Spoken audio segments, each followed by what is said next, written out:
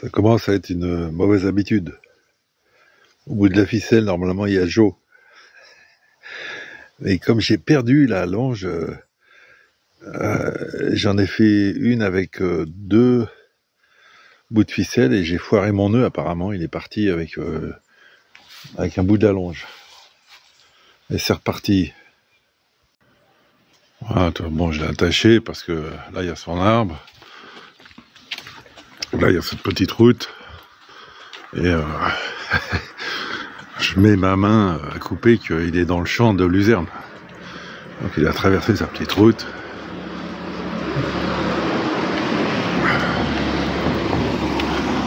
Voilà, c'est ça que je veux pas. Un petit lever de soleil. Comme il faut. Ah, elle est où? Ah, ben voilà.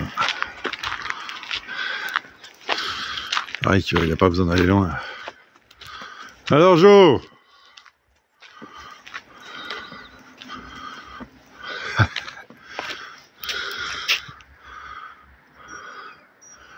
Ça va la vie?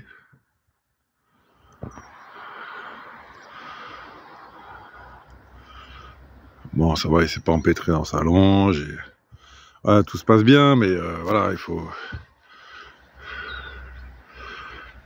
c'est à moi de vraiment faire plus attention. Là, j'ai foiré le nœud, tu vois. Et il a encore sa longe, là.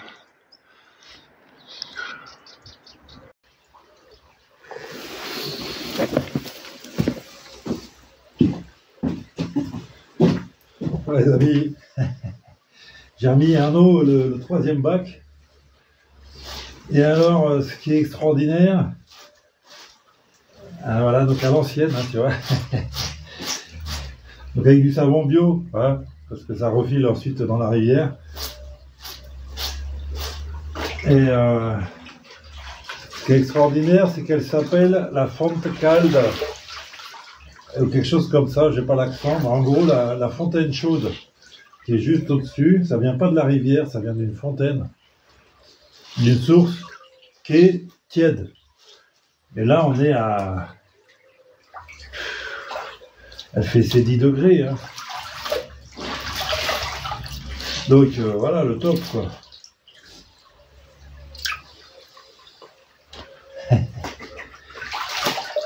Donc, Jo s'est encore échappé cette nuit. Mais bon, bah voilà, j'ai récupéré. Je l'ai attaché. Enfin, j'ai fait mon petit kilomètre encore. Donc, il s'échappe pas d'ailleurs. Enfin, il part en vadrouille. Peut-être qu'on marche pas assez. C'est vrai. Il faudrait que je me fatigue encore un peu plus pour qu'il ait pas envie de faire du rab la nuit.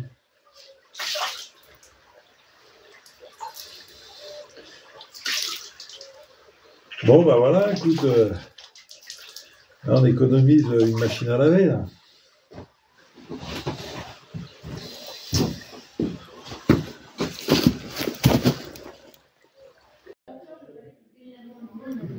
Je prends un petit café,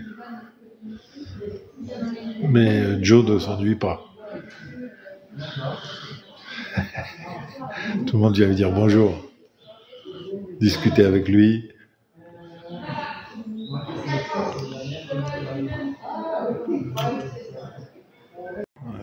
Il attaque les fleurs du restaurant.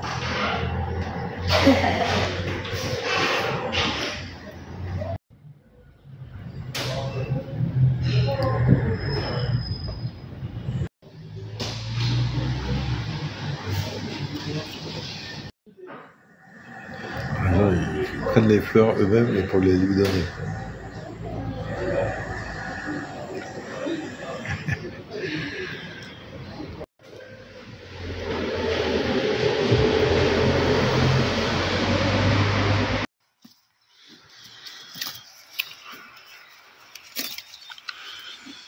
Bah, normalement, demain, il fait beau. À ce qu'ils disent. Donc, on va les croire. On a prévu de reprendre la route demain. Là, c'est vrai que ça pleut, ça bruine. Et Bon, Joe a son poil d'hiver, hein, voilà, ce sont des animaux hein, qui vivent dehors, hein, de toute façon, qui se mettent... ils préfèrent avoir un abri, mais par exemple là, le lavoir, Joe veut pas rentrer dans le lavoir. Je pense que la rivière à côté doit... Je sais pas. Il n'a pas envie. Il préfère être dehors.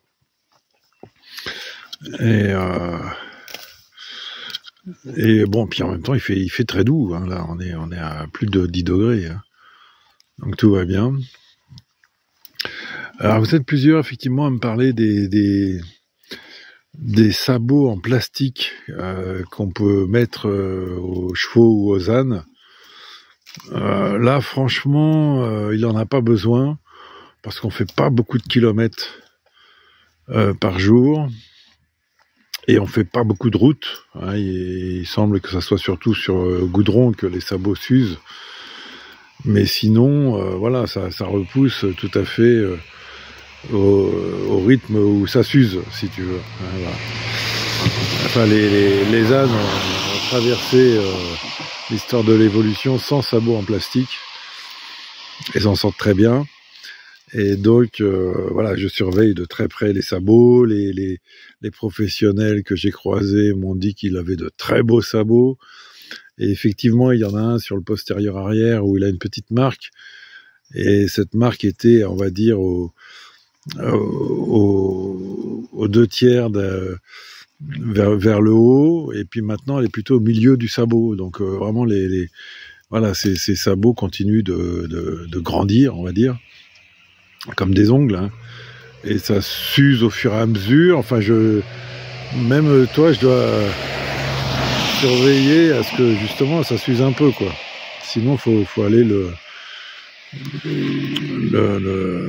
lui râper les sabots, quoi, un peu.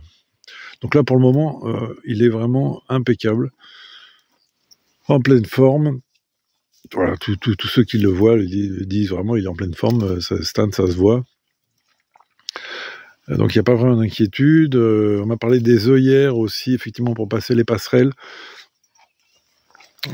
C'est une bonne idée. Faut que je m'organise, comme on dit. Ça se trouve pas sous le sabot d'un cheval. Donc je vais voir ça, si je peux trouver des œillères. Et voilà, parce qu'effectivement c'est quelque chose comme ça. C'est une espèce de vertige qu'il a sur les passerelles. Et donc si tu lui mets des œillères, bah, il voit plus vraiment ce qu'il y a sur les côtés. Donc ce sera peut-être la solution à terme. Mais là, bon, voilà, tu vois, il n'a pas perdu, il n'a pas perdu son appétit. Donc, il s'est déjà, c'est ça, il s'est barré une fois cette nuit et une fois ce matin. Donc, il est plutôt, voilà, en pleine forme, curieux. Il va pas loin, mais bon, voilà, je le retrouve sur le croisement là-bas. Et après, il part à droite et il fait le tour du village. Hein, il est jamais perdu. Mais voilà, il fait son tour et le problème c'est vraiment que simplement qu'il y a les voitures. Ah, un petit peu de biologie.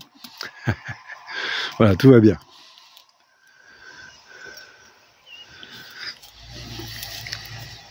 Allez Jo, va te promener un peu dans le champ là. Allez, allez. Allez, hop. Je veux qu'il s'écarte de la route. Qu'il aille brouter loin de la route.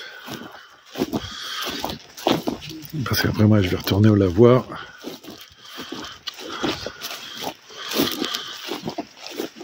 Allez, bon appétit Jo.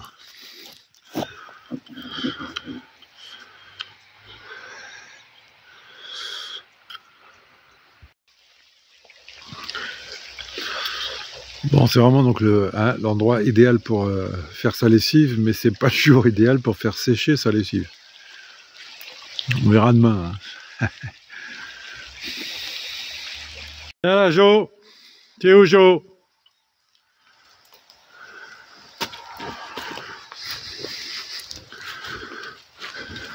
Typiquement, il a quitté son champ.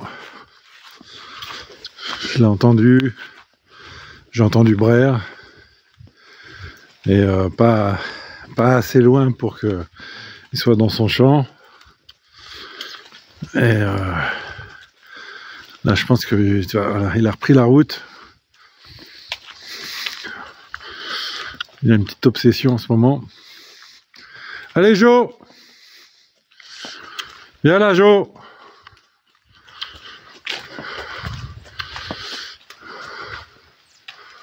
Tu es où, Jo? Ah, les oreilles. Qu'est-ce que tu fais là, Jo?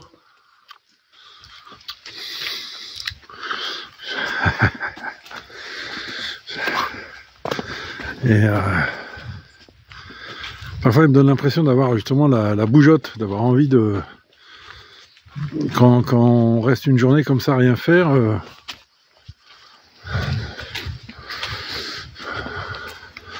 Qu'est-ce que tu fais là? Hein? Bah ouais, mon Jo. Qu'est-ce que tu fais là? Allez, viens, allez, retourne à la maison là. Va dans ton champ. Allez, chut, chut.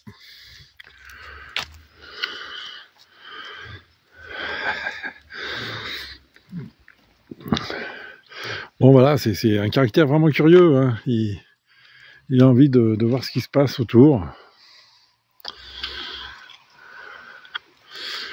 Ça demande quand même de l'attention. Alors je vais voir si je vais chercher sa longe longue et l'accrocher aux rambardes au-dessus là. On va voir. Le temps que j'aille chercher la longe, est-ce qu'il sera toujours là? Impeccable. Mission accomplie. Voilà, moi aussi, hein, je préfère vraiment liberté, mais là, la route est trop proche et tu vois, voilà, il se retrouve comme ça, à glander sur la route, ça sert à rien. Ah, et puis, il est quand même dans un beau coin, là. Et là, je lui ai fait très longue. Bon, voilà, j'ai consolidé mes attaches par rapport à cette nuit. Et il a de quoi, là, il a un buffet ouvert. Bon, allez, à tout à l'heure, Jo. Alors évidemment, l'avantage des jours de pluie, des jours de repos, bah, c'est qu'on a le temps de réfléchir, de méditer, de bouquiner. J'ai pris 2 petits bouquins. Et je vais te lire un extrait du premier, on va faire un jeu. Alors, t'excite pas, il n'y a rien à gagner. Mais je vais te lire un extrait et qui ne pourra pas déplaire aux gilets jaunes. Ouais, c'est une critique des assemblées parlementaires. Hein. Donc, typiquement, ce que nous avons, l'Assemblée nationale et le Sénat. Et alors, je lis, et puis le jeu, c'est de me dire qui a écrit ce passage. Et je donnerai la réponse dans la vidéo suivante, si je n'oublie pas. Sinon, rappelez-le moi éventuellement. Les assemblées parlementaires, alors c'est un petit bouquin, on va dire, de théorie politique. Donc il fait une critique de ce qui est pratiqué, de la démocratie telle qu'elle est pratiquée, et il explique que c'est pas du tout de la démocratie. Hein. Et ensuite il présente une théorie, une nouvelle voie politique. Mais là, on est je te lis un petit passage de la critique qui est vraiment très bien écrit. Donc les assemblées parlementaires sont l'épine dorsale de la démocratie telle qu'elle existe actuellement. L'assemblée parlementaire est une représentation trompeuse du peuple et les régimes parlementaires constituent une solution tronquée au problème de la démocratie. L'assemblée parlementaire se présente fondamentalement comme représentante du peuple, mais ce fondement est en soi non démocratique parce que la démocratie signifie le pouvoir du peuple et non le pouvoir d'un substitut. Le fait même de l'existence d'une assemblée parlementaire signifie l'absence du peuple. Or, la démocratie véritable ne peut s'établir que par la participation du peuple lui-même et non au travers de l'activité de ses substituts. Les assemblées parlementaires, en excluant les masses de l'exercice du pouvoir et en usurpant la souveraineté populaire à leur profit, sont devenues un écran légal entre le peuple et le pouvoir. Il ne reste au peuple que cette apparence de démocratie qu'illustre les longues files d'électeurs venant déposer dans l'urne leur bulletin de vote.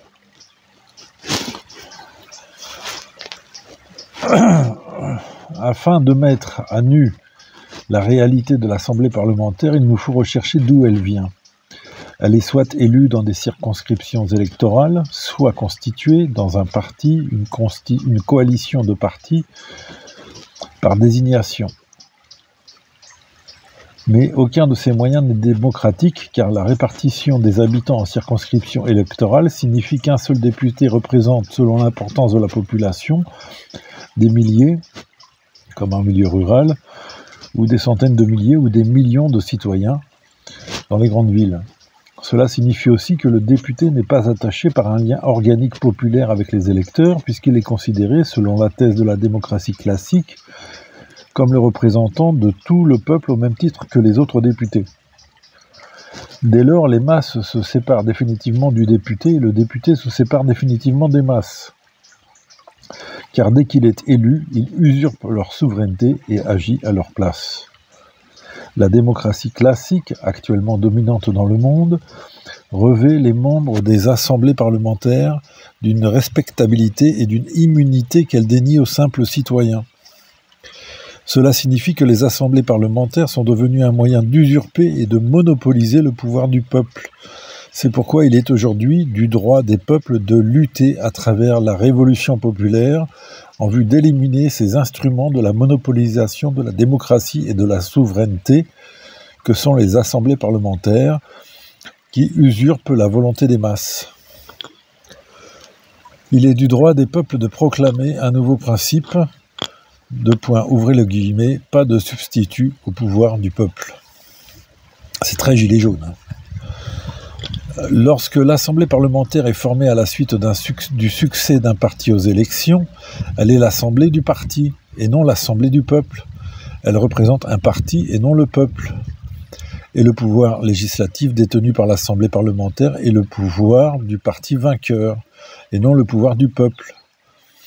Il en est de même de l'Assemblée parlementaire au sein de laquelle chaque parti dispose d'un certain nombre de sièges. Les titulaires de ces sièges sont les représentants de leur parti et non ceux du peuple. Et le pouvoir émanant d'une telle coalition est celui des partis coalisés et non le pouvoir du peuple. C'est exactement ce qui se passe aujourd'hui donc à l'Assemblée nationale. Où on te dit, voilà, il y a la majorité, les macronistes, et puis tu as l'opposition du Front National, du Rassemblement National, puis l'opposition de la NUPES. Ils ne sont plus du tout les représentants du peuple français, mais ils sont bien les représentants de leur parti. Dans de tels régimes, le peuple est la proie pour laquelle on se bat. Il est alors abusé et exploité par ces appareils politiques qui se combattent pour parvenir au pouvoir, pour arracher des voix au peuple, tandis que celui-ci s'aligne en file silencieuse, qui se déroule comme un chapelet, afin de déposer des bulletins dans les urnes, de même qu'il jetterait des papiers dans une poubelle. C'est cela la démocratie classique qui domine le monde entier, qu'il s'agisse de régime à parti unique, de régime bipartite ou multipartite, ou même sans parti. Ainsi, il apparaît clairement que, ouvrez les guillemets, la représentation est une imposture, fermez les guillemets. Quant aux assemblées qui se forment par la désignation ou la succession, elles n'ont aucun aspect démocratique. Étant donné que le système des élections des assemblées parlementaires repose sur la propagande pour attirer les voix, c'est donc un système démagogique au vrai sens du mot. Il est possible d'acheter et de manipuler les voix alors que les plus pauvres ne peuvent pas être au cœur des luttes électorales. Ce sont toujours et seulement les riches qui gagnent les élections. Ce sont les philosophes, les penseurs et les écrivains qui se sont fait les avocats de la théorie de la représentation parlementaire, au temps où les peuples étaient ignorants et menés comme des troupeaux par les rois, les sultans et les conquérants. L'aspiration ultime des peuples était alors d'avoir un mandant pour les représenter auprès des gouvernants. Mais cette aspiration même était rejetée. C'est pour réaliser cette ambition que les peuples ont péniblement et longuement combattu. Il n'est donc pas raisonnable que maintenant, Après la victoire de l'ère des républiques et le commencement de l'ère des masses, la démocratie soit seulement l'apanage d'un petit groupe de députés devant agir au nom des masses. C'est une théorie surannée et une méthode dépassée. Le pouvoir doit être entièrement celui du peuple. Les plus tyranniques dictatures que le peuple ait connues se sont établies à l'ombre des assemblées parlementaires. Voilà mon ami, un peu de réflexion. Donc voilà, qui a écrit ça? Quel est le révolutionnaire qui s'est permis d'écrire ces lignes? Je te laisse réfléchir. Ouais, sur le principe qu'il faut pas que Joe s'encroute, le gilet Joe s'encroute. On va se balader un peu, voilà, comme il y en a qui promènent leur chien. On va aller faire une petite balade d'1 heure. Ça va lui changer les idées. Bon, encore une fois, hein, les ânes au pré, passent leur vie au pré. Il y en a qui sont effectivement qui restent tout le temps sans bouger en vérité. Hein. Alors, regarde, c'est sabots. Pour ceux qui s'inquiètent de ces sabots. Regarde ça un peu, quelle élégance. Oui, bonjour.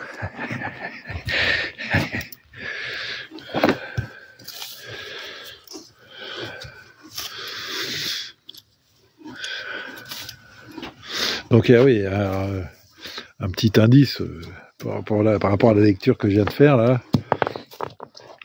Ça a été une théorie politique écrite il y a presque 50 ans par quelqu'un qui faisait la critique donc il y a 50 ans on était en pleine guerre froide hein, et qui faisait la critique du régime américain et la critique du régime soviétique et qui cherchait à instaurer une troisième voie beaucoup plus basée sur la démocratie au sens noble du terme. Hein Joe, qu'est-ce que t'en penses?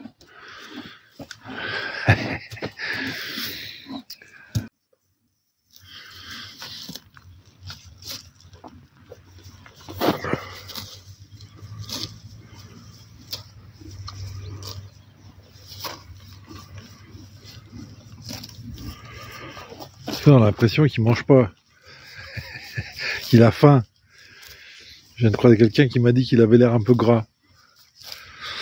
Mais en fait, ceci dit, il y a son poil d'hiver hein, qui lui rajoute vraiment une épaisseur. Hein.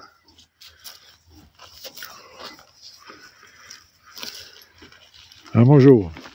Il a dit qu'il avait aussi de beaux pieds.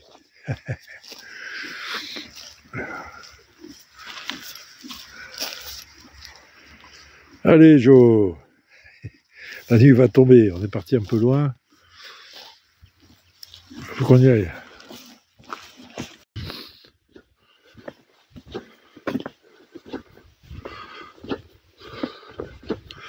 Alors là, il y a un chemin que je pourrais prendre demain, mais qui peut se terminer plus compliqué. Je vais prendre un autre, qui en plus, qu'est-ce que t'as vu? Une dame et un chien. Allez, viens. Allez, viens. Ah, et puis je sais qu'il y a 2 chevaux aussi là-bas, dans un pré, donc il doit les sentir.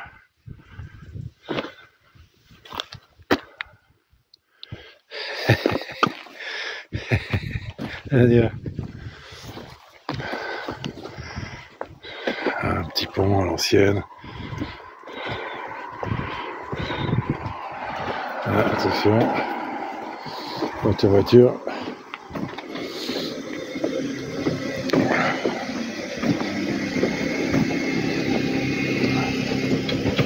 Bonjour. Ah, donc un village, un village d'Octon. Très sympa, très bonne ambiance. Des gens attachés à leur terre, à leur patrimoine, qui est pas, encore une fois, il n'y a pas de cathédrale, mais il y a voilà, des patrimoines des anciennes constructions. Alors ce petit coin avec ça. J'aurais bien passé la nuit là. Attends, j'aurais voulu.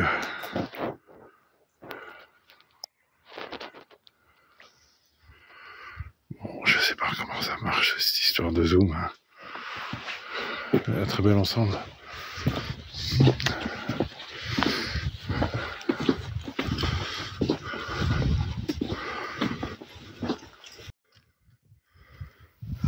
Octon.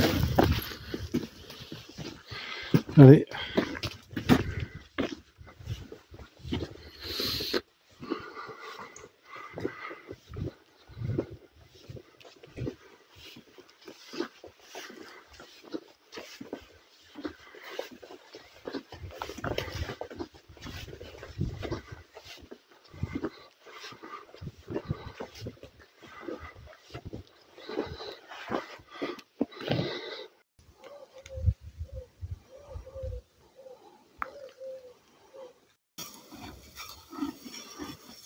Allez Jo, dans une demi-heure il fait nuit. Allez, on y va. Vas-y, t'as pas arrêté toute la journée. C'est marrant parce que hier il s'est vautré dans le champ de luzerne. Et aujourd'hui, bah, il n'y a pas touché du tout. Il mange plein d'autres herbes, mais je pense que la luzerne, il en a fait une indigestion. Ouais, il a eu sa dose hier.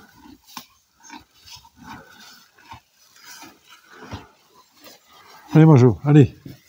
Allez, t'en as plein la bouche, là. Allez. Allez.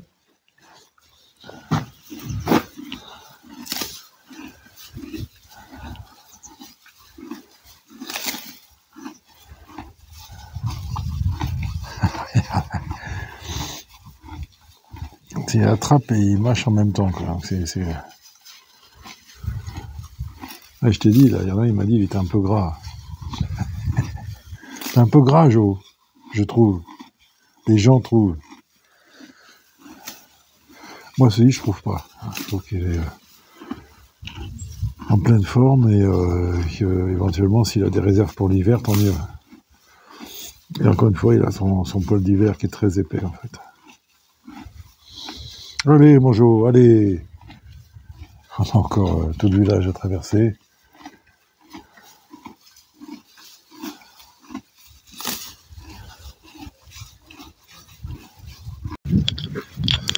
Hop, hop, hop, Jo. Pardon, Jo qui a fait une station, qu'est-ce que tu as trouvé? Vas-y, viens. Je vais te montrer ça parce qu'il y en a un qui a osé. Un garagiste d'Octon à l'huile. Octon à l'huile.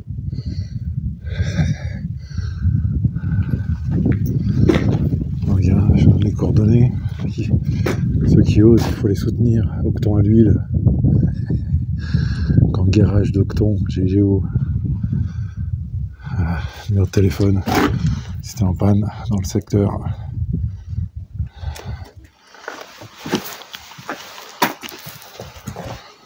Voilà. C'est un garagiste philosophe.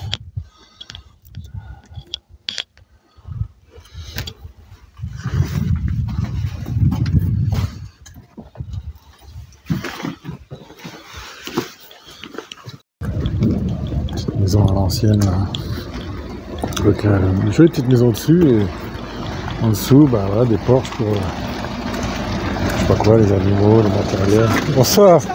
Il s'appelle Jo. Voilà, Monsieur Jo. Merci.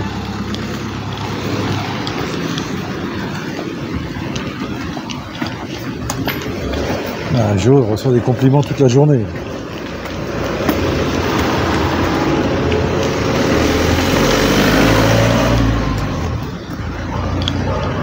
Ça s'installe là, un jour. Ça a l'air abandonné plus ou moins, quoi.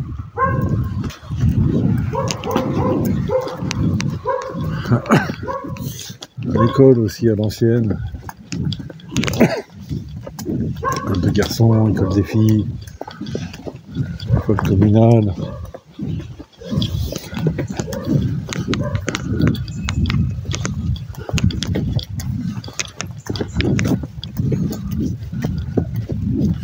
Et d'ailleurs demain il y a manif à Aucton. Je sais pas si je retrouverai un panneau. J'aime mon préau. Rendez-vous sur la place principale.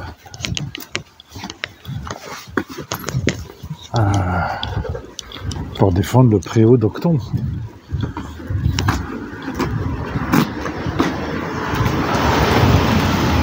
Je suis pour que les enfants aient un préau.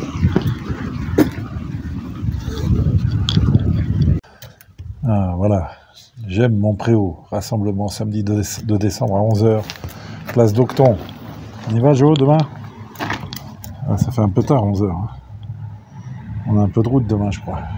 On verra. Et puis il y a une belle... une église perchée, là. Tu sens que c'est vraiment... Ça a été le cœur du village pendant toute une époque.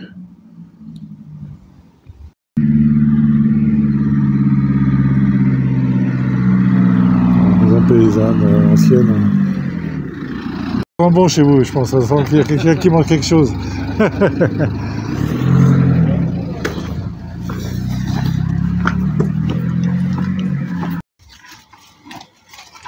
C'est quoi ça? Une espèce de laurier, ouais. Voilà, il fait une petite cure de laurier. Ouais, ça sent bon le laurier là. C'est les feuilles. Après je le vois attaquer un laurier. Je te dis, c'est fait une indigestion de luzerne à mon avis. Hein, mon Jo?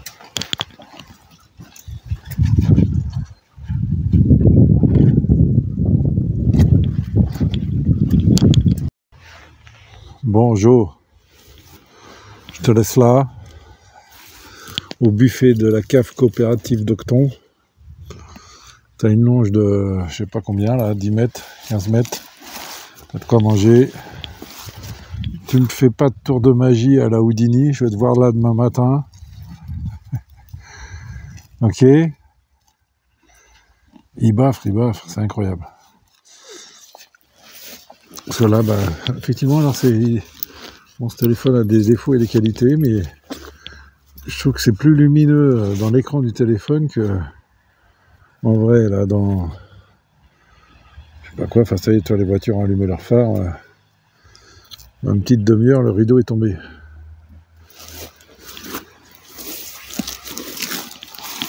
Ok, tu manges des épinards marocains, t'as raison.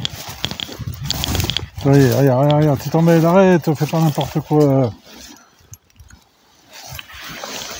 Hein?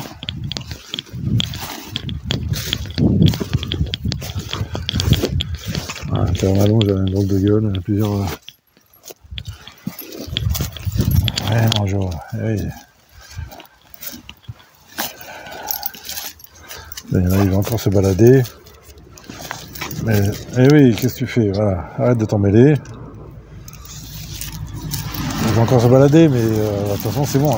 La nuit tombe, Jo. Tu veux pas aller dans le lavoir? Il est pas content.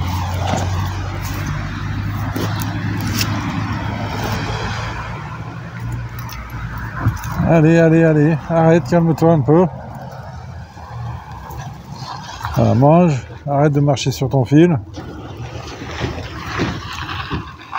Voilà. À demain, regarde, t'as tout ce qu'il faut là.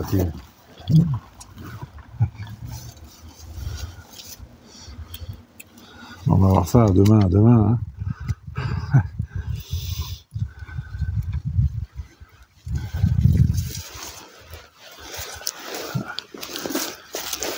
Un petit cours de sciences naturelles. Allez, à demain, Jo. Et à demain, les amis. Demain devrait être une belle journée. On a apparemment un site géologique assez particulier à traverser.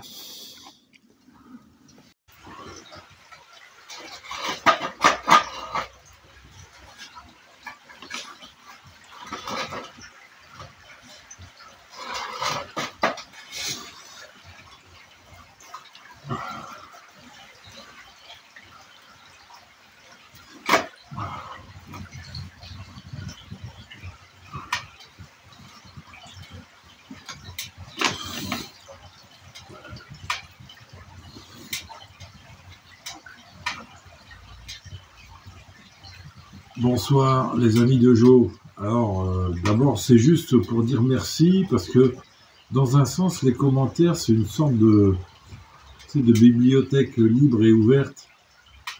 Et chaque fois que j'hésite sur une notion, sur un nom, il y a toujours l'un d'entre vous qui va me donner l'information. J'ai eu plein d'informations sur le lac de Salamou par exemple et bien sûr sur la mauve, un de mes fameux épinards marocains, c'est la mauve.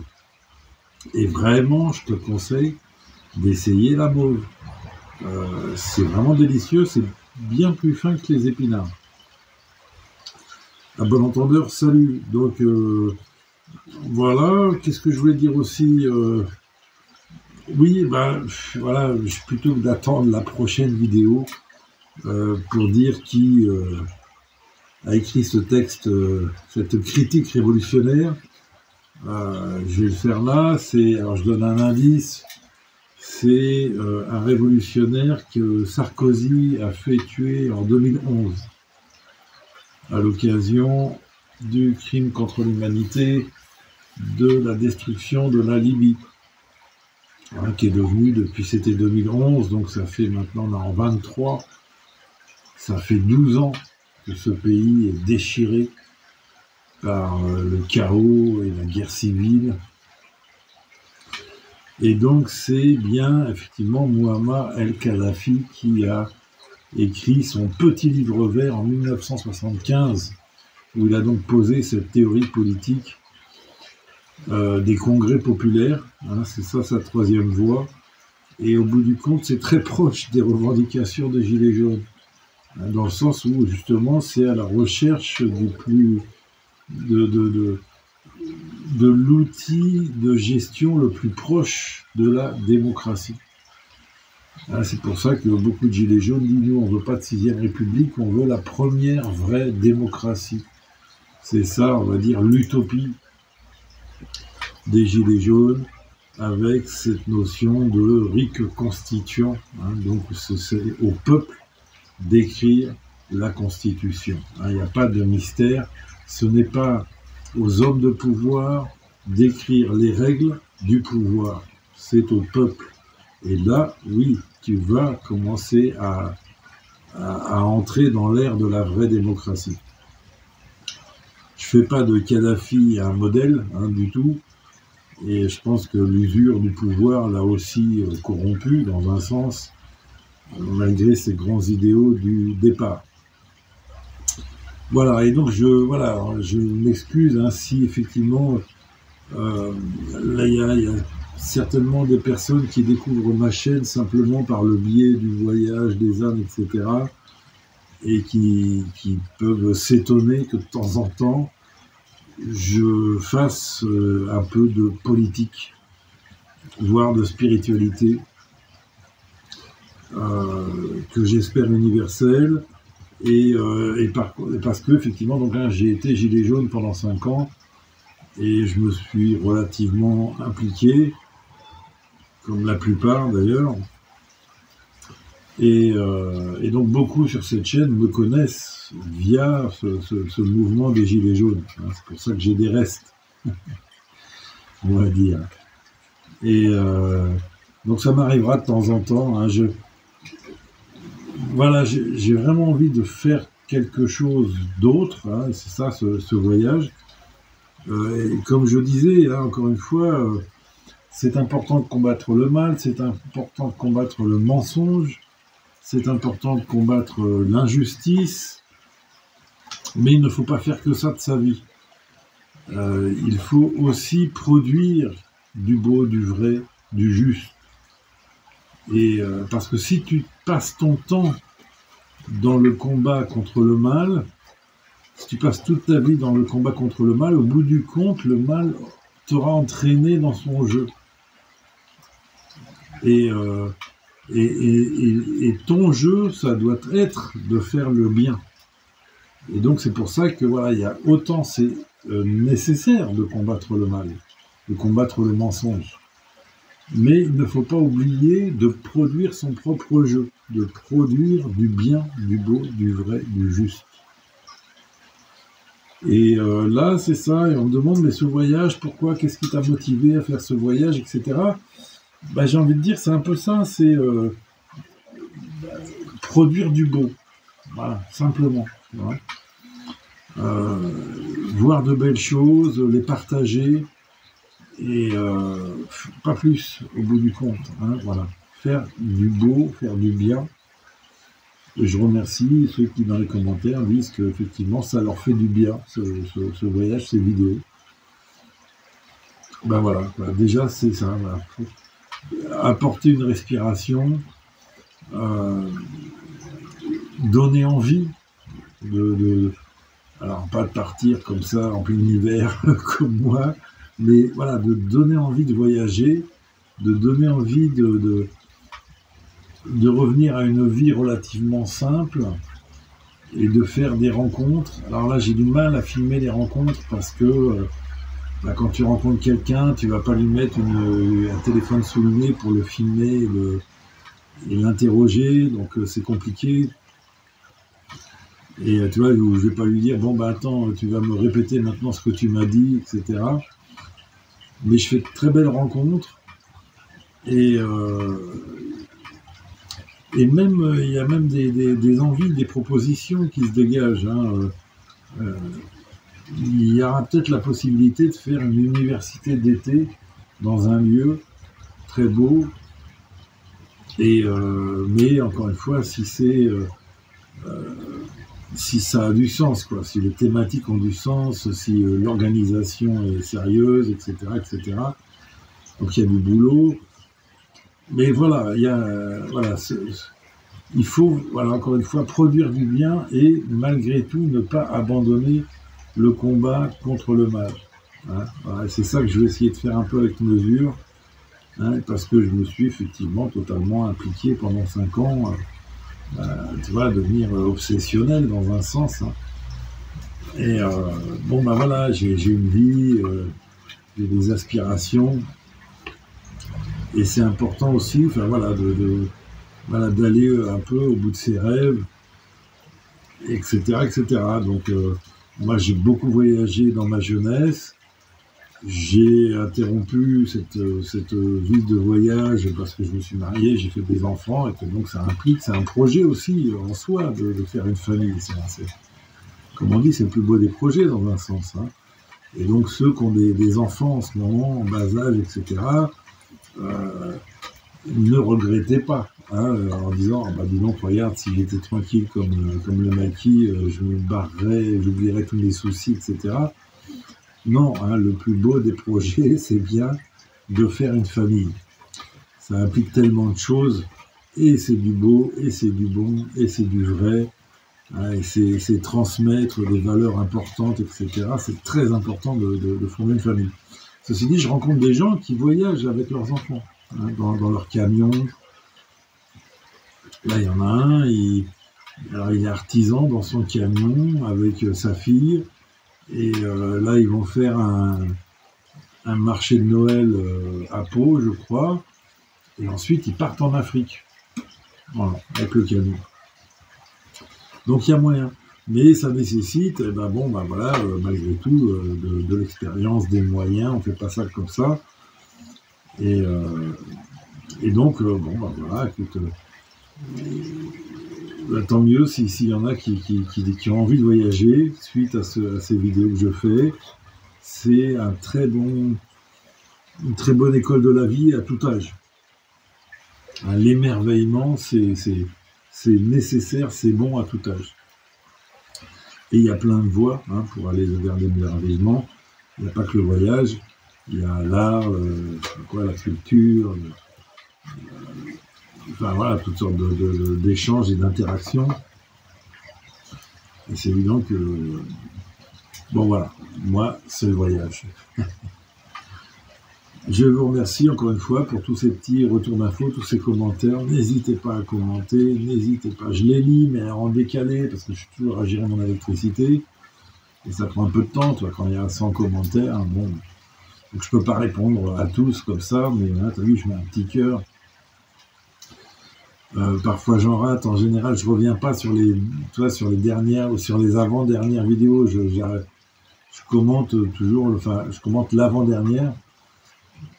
Enfin, je lis les commentaires de l'avant-dernière, mais je peux pas retourner à 3, 4, 5 vidéos derrière pour... Voilà, parce que sinon je ferais plus que ça. Mais en tout cas, un grand merci à tous. Et encore une fois, un grand merci à tous ceux qui m'ont aidé à lancer ce voyage. Et à tous ceux qui m'aident, sur le terrain, tu vois, ceux qui m'accueillent. Et ceux qui me donnent des conseils, ceux qui m'encouragent, etc. Un grand merci à tous. Et bon, bah voilà, et ça m'encourage justement à faire ce voyage. Encore une fois, bon, vous savez, moi je suis parti, c'est au bout du compte une façon de vivre qui me plaît. Et ça m'encourage à produire de la vidéo, à produire de l'image. Hein, parce que là, effectivement, on a un nouveau type d'interaction qui est, de mon point de vue, très intéressant. Un grand merci à tous, bonne nuit. Ici, ça va, il fait doux. On est sur les 10 degrés, vraiment, hein, c'est très agréable ce coin-là. Mais je fais ce petit feu, c'est surtout pour l'humidité, parce qu'il a plu toute la journée, quasiment, enfin pas toute la journée, mais presque. Et je suis au bord de la rivière, il y a la voie à côté, donc milieu humide. Et puis donc voilà, j'ai lavé mes fringues et oh là là, elles sont pas sèches du tout, donc ça fait du bien un peu. Et voilà, bah écoute, à demain, j'ai décidé d'aller à la manif. Dans la prochaine vidéo, on verra une manif dans un petit village pour défendre un préau. Hein, on va jeter un œil. Allez, à très bientôt les amis. Merci encore pour tout, pour vos retours. Et à très bientôt. Merci pour les adresses aussi. Enfin, j'ai voilà, plein d'informations très intéressantes.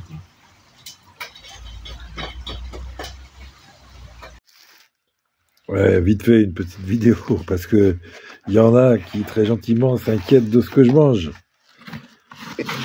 Donc là, bon, ben, je prépare des œufs durs pour la route. Des œufs durs à la